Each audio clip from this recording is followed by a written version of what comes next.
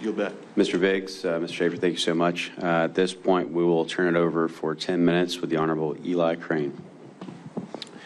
Thank you. I'm going to start with you, Mr. Prince. I know you have a bit of a public profile, but I'm not sure everybody here understands the depth of your experience here. What was the name of the organization that you founded, sir? Blackwater. How many employees did you have at Blackwater when you ended up selling the company? At peak of about 3,500 Americans deployed, doing everything from very high-end executive security to aviation and training. 3,500. That's it's a pretty large company. Brigade size. Yeah. With other protective companies that did executive protection around the world, how did you guys rack and stack? Were you one of the largest companies, one of the smaller companies? I'd say we were the largest doing that. We never really intended to be in the security business. I started after the SEAL teams and built a training facility. SEAL teams had been using private facilities since the 1970s, and no one had done one on an industrial scale.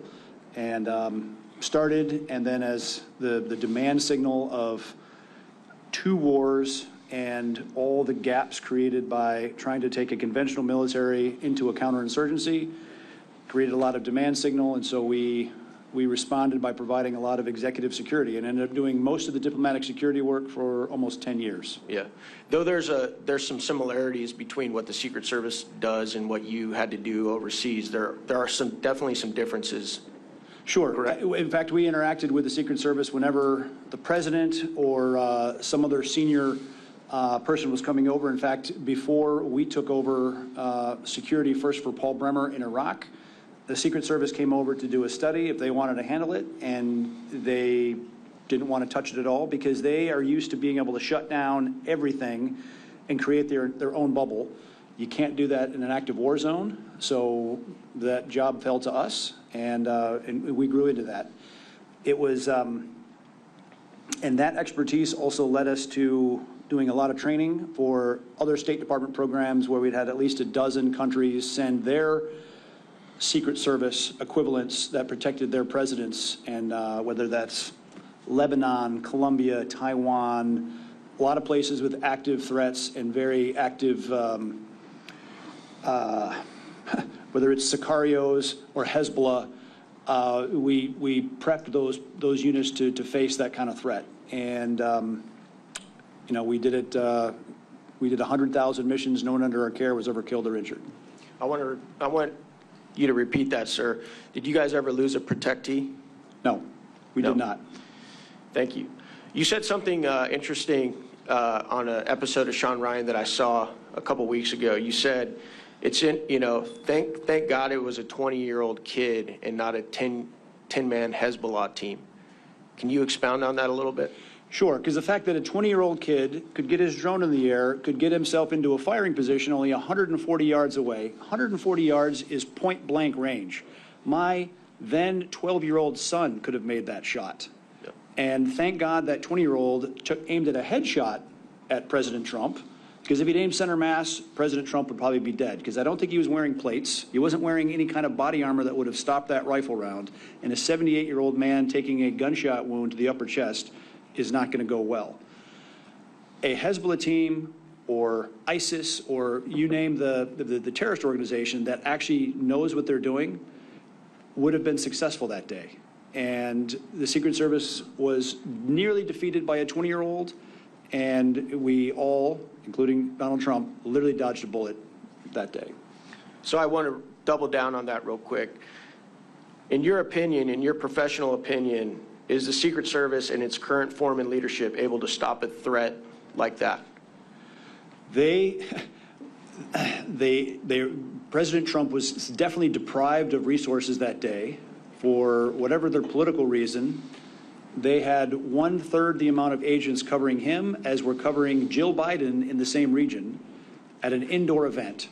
She had 12 post holders covering her. Again, no statutory or constitutional authority for the First Lady. Donald J. Trump was had 4 Secret Service agents assigned. And I think even when you look at the debacle of a failure of the advance team to actually secure the perimeter and to deny the obvious sniper hotel locations where a bad guy is going to set up from, to the complete lack of coordination and communication, not communicating with the local law enforcement, not taking the radios of local law, come on, to even when shots were fired, the clumsy, unprofessional way of getting the protectee off the X. There was catastrophic failure across the entire enterprise. Thank you. Mr. Bongino, I want to turn to you real quick. As somebody with a lot of experience in the Secret Service, is it correct, sir, that you, at this point, have members of the Secret Service whistleblowing and calling you right now to talk to you about the culture of the Secret Service? There are so many. It's getting to the point now where I thank them and say, but I've already heard that from 10 other guys. And I bring that up because none of these problems are new. Anybody telling you that is lying directly to your face, and you better hope they're not under oath.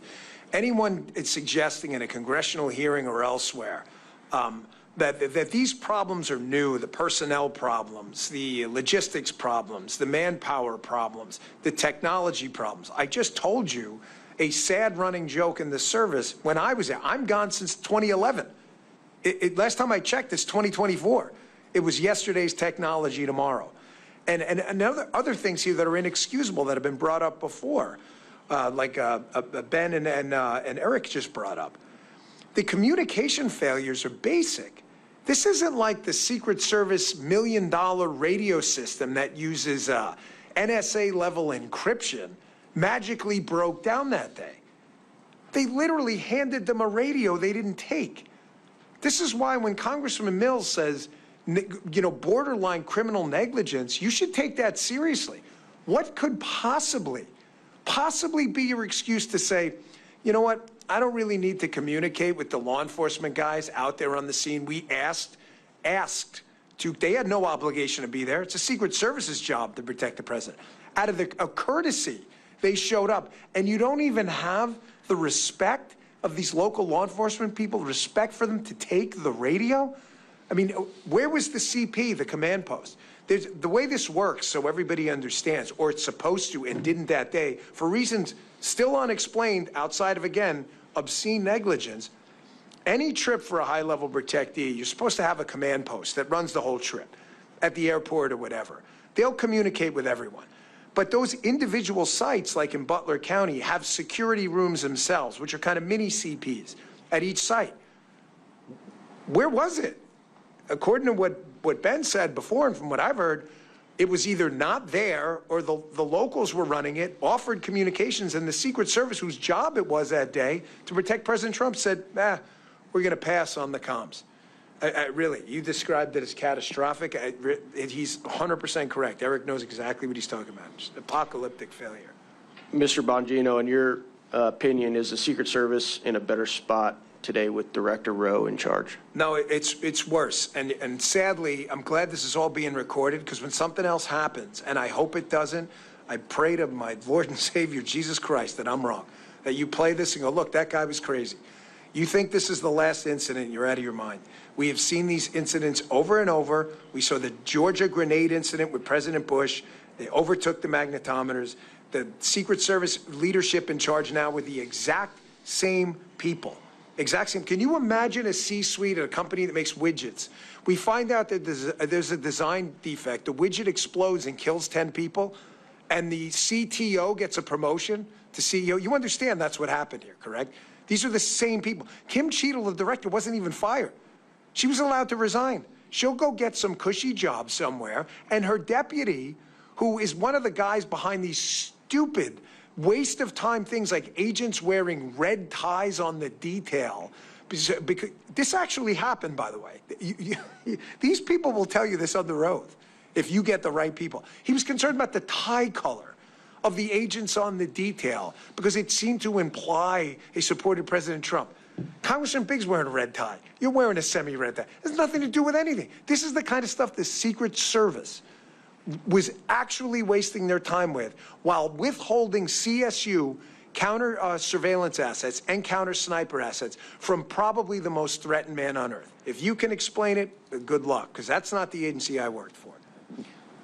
My last question is for Ben Schaefer.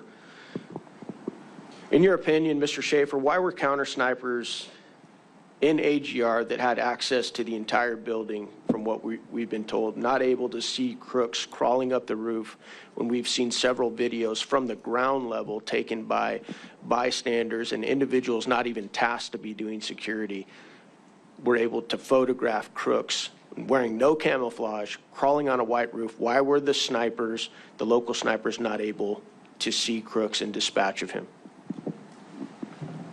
I can only pass this knowledge through secondhand communications. I was not privy to that location or to survey that ahead of time.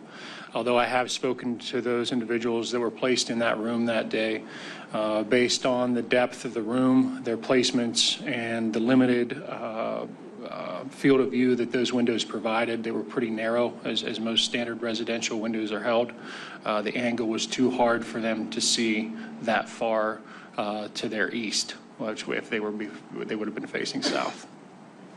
Thank you so much. Appreciate my colleague